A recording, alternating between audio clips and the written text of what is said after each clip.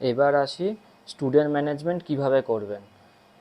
Student management অপশানটিতে click করলে এই ইন্টারফেসটি আসবে। এই ইন্টারফেসটার প্রথমে আপনি আপনার নাম দেখতে পারবেন। এরপর আপনি যদি চান আপনি বাদ দিয়েও অন্য কোনো গার্জিয়ানকে বা আপনার অন্য কোনো ফ্যামিলি মেম্বারকে স্টুডেন্টের ডিটেলস শেয়ার করতে, তাহলে প্রথমে আপনি যেভাবে অ্যাকাউন্ট ক্রিয়েট করেছেন সেই প্রসেসেই নতুন গার্জিয়ানের অ্যাকাউন্টটা ক্রিয়েট করবেন। তার সাথে একটা জিনিস মাথায় রাখবেন, আপনি যে নাম্বারটা দিয়ে অ্যাকাউন্ট ক্রিয়েট করেছেন সেই নাম্বারটি দিলে হবে না, অন্য একটি নতুন নাম্বার দিয়ে অ্যাকাউন্ট ক্রিয়েট করতে হবে।